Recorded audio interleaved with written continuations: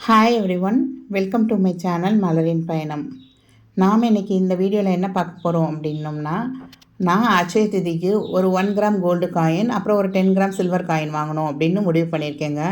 எப்பயுமே வரலட்சுமி பூஜை வைப்பேன். ஸோ அதில் வந்து போடுறதுக்கு வருஷம் நம்ம எப்படியாவது ஒரு 1 கிராம் கோல்டு காயின் வந்து புதுசாக அந்த இதுக்குள்ளே போடுறதுக்காக வாங்கணும் அப்படின்னு நினச்சிருந்தேங்க. ஸோ இந்த வருஷம் அக்ஷய திதி எப்போ வருது அப்படின்னா மே 10, 2024 வெள்ளிக்கிழமை வருதுங்க அக்ஷய திதி. ஸோ இந்த மே 10 ஃப்ரைடே வந்து ஒரு ஸ்பெஷல் டேவாகவே கண்டிப்பாக எல்லார் வீட்லேயும் அக்ஷய திதியை செலிப்ரேட் பண்ண தான் செய்வாங்க. ஸோ இந்த அக்ஷய திதிக்கு நான் இந்த வருஷம் காயின் வாங்குறதுக்கு என்னென்ன செய்ய போகிறேன் அப்படிங்கிறதான் இந்த வீடியோவில் பார்க்கலாங்க. ஸோ அதுக்கு முன்னாடி இந்த அக்ஷய திதிக்கு தங்கம் வாங்கணும் அப்படிங்கிறது வந்து இப்போ ஒரு 4-5 இயர்ஸுக்குள்ளே இந்த அட்வர்டைஸ்மெண்ட் பண்ணுறது, நகைக்கடையில் கொடுக்குற சலுகைகள், இதை வச்சு மக்கள் மனசில் வந்து நீங்காமல் இடம் பிடிச்சிருச்சுங்க. தீபாவளியா உடனே நம்ம புது துணி எடுப்போம், பட்டாசு வாங்குவோம், ஸ்வீட் செய்வோம், பொங்கலாக நம்ம வந்து வீட்டை சுத்தப்படுத்துவோம், கோலம் போடுவோம், ஒவ்வொன்றுக்கும் ஒவ்வொரு தீம் வச்சுருப்போம் பார்த்திங்களா. அது மாதிரி இந்த அக்ஷய திதியா அப்போனா தங்கம் வாங்கணும் அப்படிங்கிறது எல்லார் மனசுலையுமே இந்த அக்ஷய திதி நாளில் இதுதான் பண்ணணும் அப்படின்னு நல்லாவே ஸ்ட்ராங்காகவே நிலைநிறுத்திட்டாங்க. பட் ஆக்சுவலான மீனிங் என்ன அப்படின்னா, அக்ஷய திதி அன்னைக்கு வந்து நம்ம தானம் தாங்க பண்ணணும். தங்கம் வெள்ளி தானம் பண்ணால் நல்லது. அது எதை தானம் பண்ணுறோமோ அது நமக்கு நிறைய கிடைக்கும் அப்படின்னு சொல்கிறாங்க. அதுதான் ஐதீகம். இது வந்து எங்கள் பாட்டி சொன்னது தாங்க. உடனே நான் வீடியோவில் சொல்கிறேன், அப்போ நீங்கள் வந்து எங்களுக்கு தங்கம் வெள்ளிலாம் தானம் பண்ணுங்க அப்படின்னு சொல்லி கேட்காதீங்க. நானே 1 கிராம் தங்கம் வாங்குறதுக்கு எப்படி சேமிக்கலான்னு தான் இந்த வீடியோவே போட்டிருக்கேன். ஸோ அக்ஷய திதி அப்படிங்கிறது அப்போ நீங்கள் வந்து வீட்டில் கண்டிப்பாக கல்லுப்பு, அதுக்கப்புறம் மஞ்சள், இதெல்லாம் அரிசி பருப்பு இதெல்லாம் வச்சு சாமி கும்பிடுங்க. நம்ம வீட்டில் வந்து ஆரோக்கியம் தேவை. அதுக்கப்புறமா தான் செல்வம், அதாவது காசு பணம் அப்படிங்கிறத விட முக்கியமானது ஆரோக்கியம் தான் நமக்கு. ஸோ அதெல்லாம் வச்சு நம்ம சாமிக்கிட்ட வேண்டிக்கணும், எனக்கு இந்த ஆரோக்கியத்தை நீ கொடு அப்படின்னு. ஸோ ஆரோக்கியம் இருந்தால் கண்டிப்பாக நம்மளால் உழைக்க முடியும். உழைப்பு இருந்தால் நம்மக்கிட்ட கண்டிப்பாக சேவ் பண்ண முடியும். சேவ் பண்ணாலே நம்ம வாழ்க்கையில் கண்டிப்பாக முன்னேற முடியும். அதனால் இந்த ஆரோக்கியத்தை வேண்டி நம்ம எல்லாருமே கண்டிப்பாக இந்த அக்ஷய திதிக்கு நம்ம கடவுளை வேண்டிக்கிடுவோம். ஸோ இந்த அக்ஷய திதிக்கு வந்து தானங்கிறது அப்படிங்கிறது வந்து உடனே நீங்கள் உங்களுக்கு என்ன நீங்களே ஒரு சின்ன கடை வச்சுருக்கீங்க அப்படின்னா உங்கள் கடையிலேருந்து ஒரு சில பொருட்களை முடியாதவங்களுக்கு தானமாக நீங்கள் கொடுக்கலாம். இல்லை நம்ம வேலைக்கு தான் போகிறோம், எங்களுக்கு மாத சம்பளம் தான் அப்படின்னா அன்னைக்கு நீங்கள் ஒரு ஆளுக்கு ஒரு சாப்பாடு, இல்லை ஒரு ஆளுக்கு ஒரு துணிமணி, இல்லை இல்லாத ஒருத்தவங்களுக்கு ஒரு செருப்பு, இல்லை மழையில் வெயில் காலமாக இருக்குது நமக்கு அடுத்து அது அந்நேரம் ஒரு சின்ன கொடை, ஏதோ ஒரு சின்ன உதவி, முடியாதவங்களுக்கு ஒரு சின்ன ஹெல்ப்பு நம்மளால் முடிஞ்சதை நீங்கள் கண்டிப்பாக பண்ணுங்கள். அதை வந்து கடவுளே வந்து வாங்கிக்கிற மாதிரி தான் உங்கள்கிட்ட இருந்து. ஸோ அதனால் நம்ம எந்த குறையும் இல்லாமல் நல்லா சூப்பராகவே இருப்போங்க.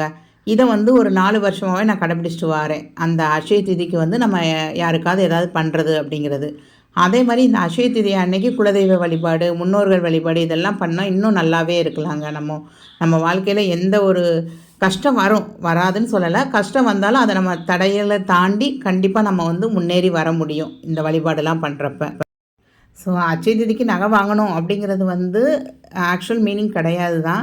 பட் அது ஒரு சேவிங்ஸ் தானேங்க, செலவு பண்ண போகிறதுலையே. ஸோ சேவிங்ஸுங்கிறப்ப அது ஒரு பாசிட்டிவாகவே எடுத்துக்குவோம். நம்ம வீட்டுக்கு 1 கிராம் காயின் நம்ம சேர்க்கணும், இல்லை நம்ம வீட்டுக்கு 1 பவுன் நகை சேர்க்கணும் அப்படிங்கிறது வந்து ஒரு நல்ல ஒரு பாசிட்டிவான திங்ஸ் தாங்க. அதனால் கண்டிப்பாக நீங்கள் அக்ஷய திதிக்கு எல்லாருமே நகை சேர்க்குறதுங்கிறது வந்து எப்பயுமே ஒரு பாசிட்டிவான திங்ஸ் தான். ஸோ இந்த அக்ஷய திதி செலிப்ரேட் பண்ணுறதுக்கு அப்படின்னு நிறைய கதைகள் இருக்குங்க. விஷ்ணுவுக்கு அன்றைக்கி உகந்த நாள், மகாலட்சுமிக்கு உகந்த நாள், சிவபெருமானுக்கு உகந்த நாள்.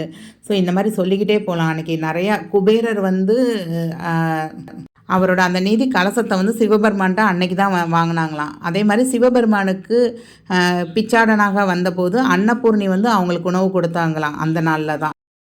ஸோ கங்கை நதி வந்து இந்த பூமியை தொட்டனாலும் அந்த அக்ஷய திதி அன்னைக்கு தான் அப்படின்னு சொல்கிறாங்க. ஸோ இது மாதிரி நிறையா புராதன கதைகள் இருக்குது இந்த நாளுக்கு.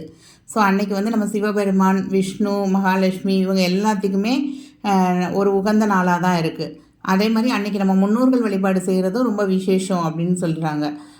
அன்றைக்கி மெயினாக நம்ம என்ன செய்யணும் அப்படின்னா, நான் போன வருஷம் எப்படி செஞ்சேன் அப்படின்னா, அன்றைக்கி வந்து சாமிக்கு வந்து வெள்ளைப்பூவால் அர்ச்சனை பண்ணுறது, வெள்ளைப்பூ வந்து சாமிக்கு சாத்துறது எல்லாமே ரொம்ப விசேஷம் அப்படின்னு சொன்னாங்க. ஸோ மல்லிகைப்பூ அந்த சீசனில் நமக்கு நிறையா மல்லிகைப்பூ கிடைக்கும். ஸோ மல்லிகைப்பூ, பிச்சிப்பூ அல்லது முல்லைப்பூ இந்த மாதிரி பூக்கள் வந்து வெள்ளையாக இருக்கிற பூவாக நீங்கள் சாமிக்கு சாத்துங்க. அதே மாதிரி அப்போ வந்து பால் பாயாசம், கல்கண்டு அந்த மாதிரி வெண்மையான பொருட்களை வந்து பிரசாதமாக படைக்கிறதும் விசேஷம் அப்படின்னு சொல்லியிருந்தாங்க நைவேத்தியமாக. ஸோ நான் போன வருஷம் வந்து பால் பாயாசம் பண்ணி தான் செஞ்சேன்.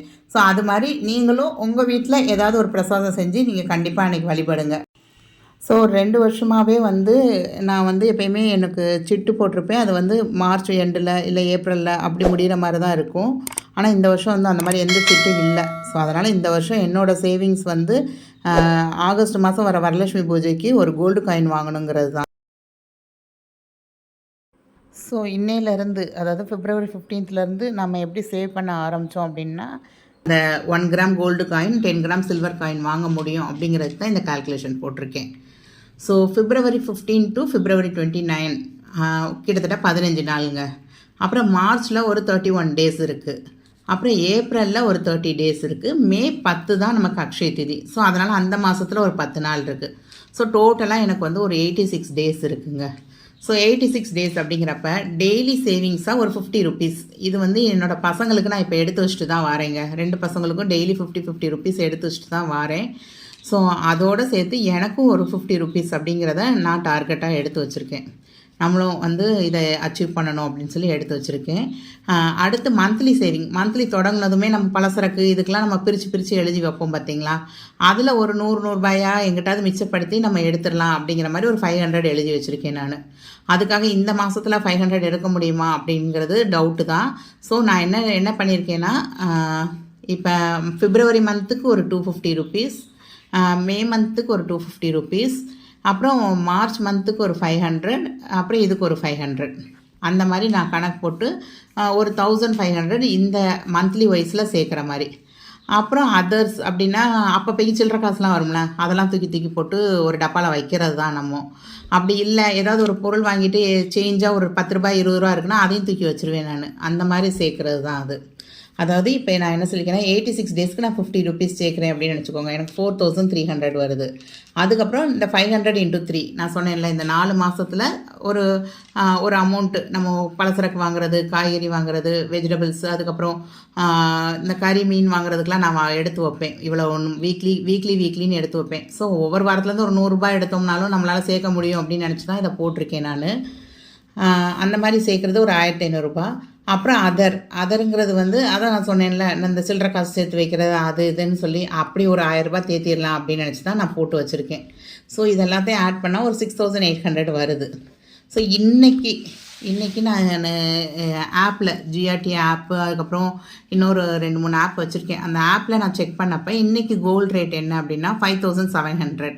ஸோ என்னோடய கணிப்புப்படி கோல்டு காயினோட ரேட் வந்து இன்றைக்கி February 14 வந்து 5700. அது வந்து 6000 வரையும் போகலாம். இதை விட குறைஞ்ச சந்தோஷம்தான், பட் 6000 வரையும் போகலாம் அப்படின்னு யோசிச்சிருக்கேன் நான். ஸோ மேக்கிங் சார்ஜுன்னு பார்த்தீங்கன்னா மினிமம் 100 to 130 ஒரு கிராமுக்கு போடுறாங்க. அதே மாதிரி ஜிஎஸ்டி பார்த்தீங்கன்னா 3%ங்கிறப்ப 170லேருந்து 180க்குள்ளே தாராளமாக வருது. ஸோ இன்றைக்கி போய் நம்ம ஒரு கோல்டு காயின் வாங்குகிறோம் அப்படின்னோம்னா, ஒரு கிராம் வாங்குகிறோம்னா 5970 ரூபா, 5970 ருபீஸ் வருது. அப்ராக்சிமேட்டாக என்னோட கால்குலேஷன் படி ஒரு 6000 ரூபா போச்சு அப்படின்னா 6310 ரூபா வருது. ஸோ ஒரு கிராமுக்கே கிட்டத்தட்ட நமக்கு வந்து ஒரு 350 ரூபா கிட்ட டிஃப்ரென்ஸ் வருது பாருங்கள்.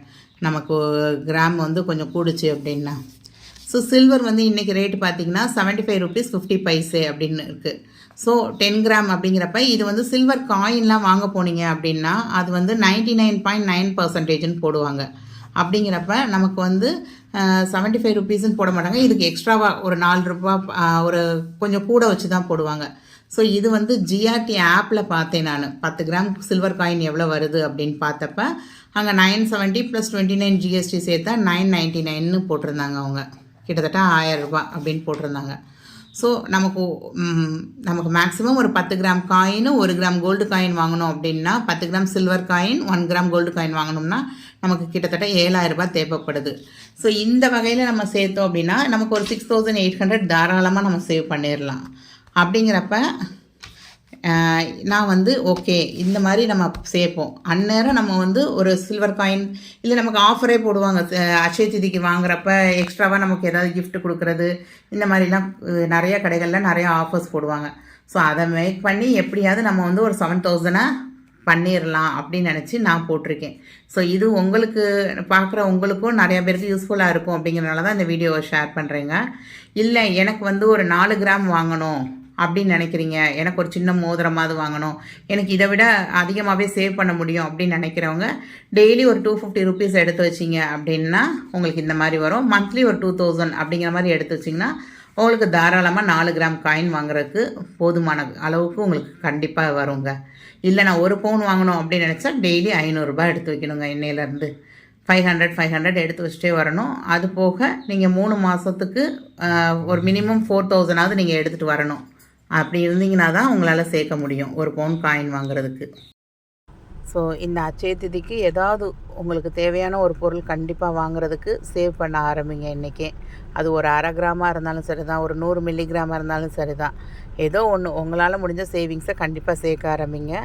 அதே மாதிரி அட்சய திதி அன்னைக்கு ஏதாவது ஒன்று தானம் பண்ணவும் செய்யுங்க. தேங்க்ஸ் ஃபார் வாட்சிங் த வீடியோ. லைக் பண்ணுங்கள், கமெண்ட் பண்ணுங்கள். சப்ஸ்கிரைப் பண்ணாமல் பார்க்குறவங்க கண்டிப்பாக சப்ஸ்கிரைப் பண்ணிவிட்டு பாருங்கள்.